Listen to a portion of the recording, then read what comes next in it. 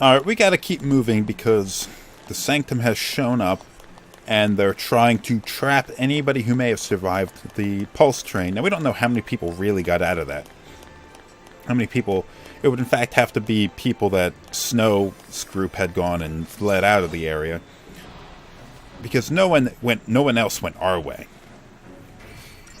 Okay, so now we have these PSICOM guys that we gotta beat.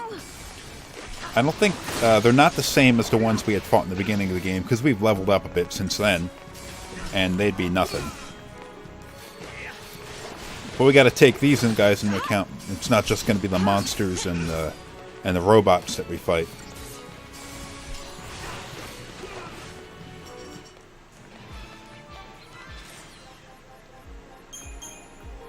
I'll have some crystals I can spend. Something that I tended to keep forgetting that I had to do. Ah, shit, not enough. I tended to keep forgetting that I had to level up my characters manually, so I'd go a while and realize, like, oh crap, I have a lot of points that I wasn't using. I think Vanille was halfway across something too, wasn't she? Yeah. Alright, so for Vanille, I filled up the Ravager pathway for this early part of the game. Saz isn't quite full, but he only has one paradigm that he can work with. So he has a lot of things to fill up. Lightning, I think... Okay, Commando's almost full. Then she still has quite a few in Ravager to fill up. Moving on.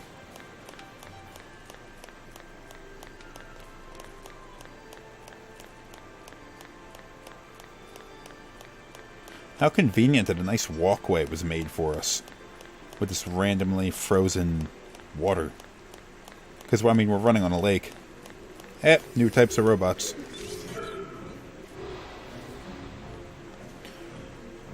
They do the old RPG thing where they repeat a lot of the same kinds of enemies over and over again in this. And, I mean, it's obviously done for the sake of saving time and saving effort. You take the same enemy model and you go and you change the colors of it. The palette swap, basically. To make it an enemy that looks the same but looks different enough to be able to, like, be obviously differentiated from the enemy that you saw earlier. And it definitely saves time as opposed to modeling and creating and animating all of these different types of enemies.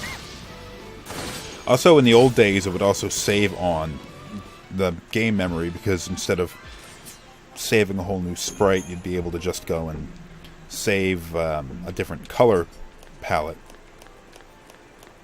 And in old games where memory requirements were very strict memory budgets, that kind of thing was important. Of course, now, and in this game, that's not really the case. It's more of just saving the developer's time. But we're still early enough in the game that we're not seeing a lot of palette swaps yet. But they will be coming.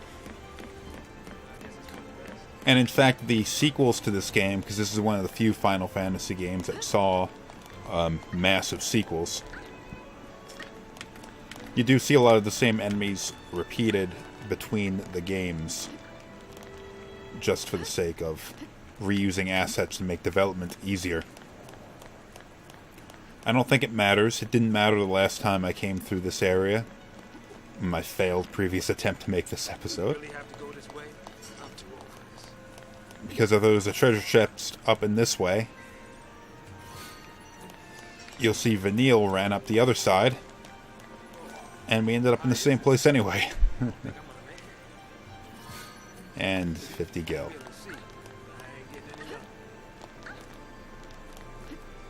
There's a new enemy up here. Oh, there's a save thing.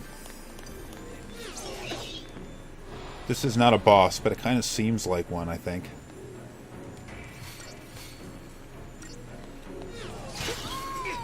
I think it's the, like, that arrow cycle kind of thing that Snow and then Hope and Vanille had ridden trying to get to the vestige in the beginning of the game. Just they can't see who's in it because they have the side panels closed. Now, it's not a boss because we're hearing the regular battle music, but this thing definitely takes a beating. Stay sharp.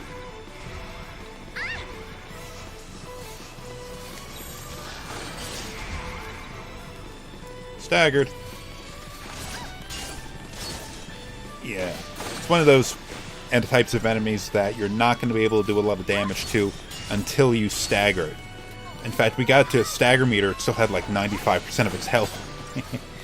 So really, you gotta stagger the thing. And then go all out once you do stagger it, because you won't have a chance to do a lot of damage after your stagger disappears. So you want to get it before it... You want one round, basically.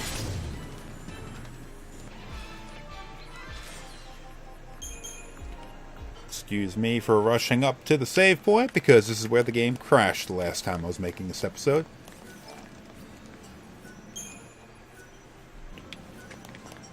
Alright, there's a treasure chest off in this direction. Yeah, there we go.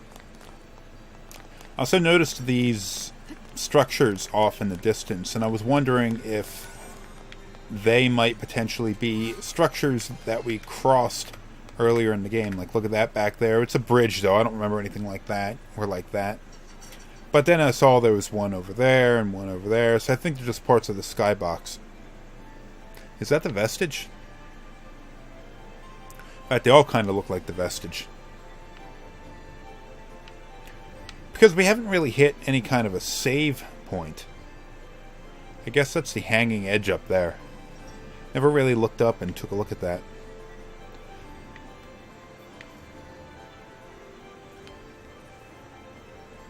Why does this area have a roof? Yeah, whatever.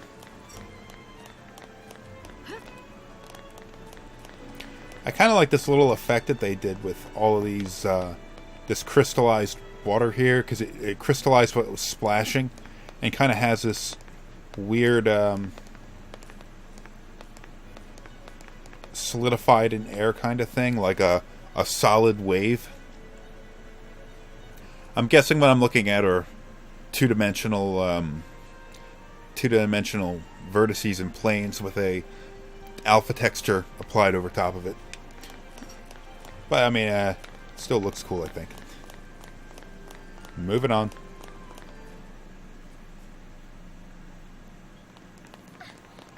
Whoa, this whole place is crystal.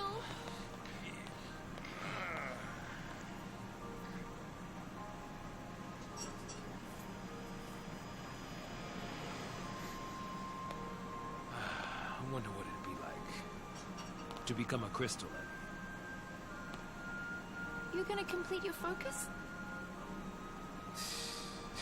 Maybe. If I knew what it was. I probably don't want to know. Hey, Lightning. Did Sarah say anything to you about her focus? Nothing. You know what? She probably didn't want to worry you.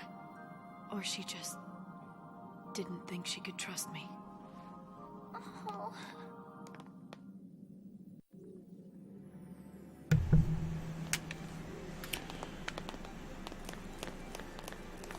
Alright, there wasn't really much going on there. Oh, okay, I did cross that. At least I can say I can recognize something that I passed over already. Beyond that, though, I don't know.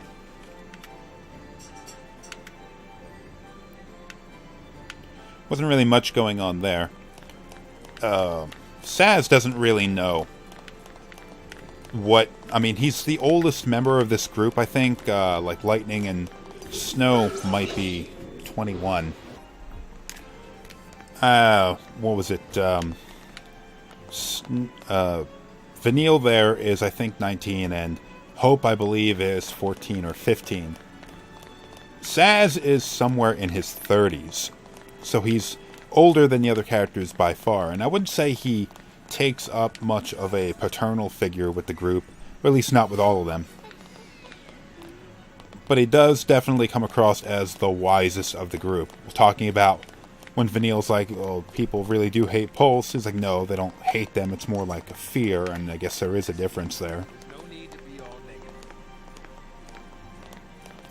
There, he's trying to, I don't know who he was talking to there, probably talking to Hope. Wherever the hell Hope ended up, he's not following us for some reason.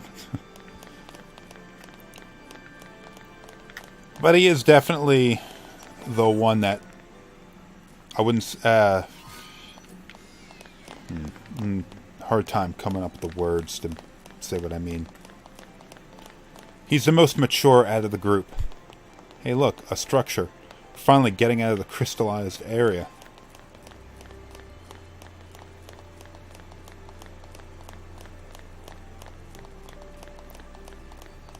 And there's a save point, meaning this is where I end the episode.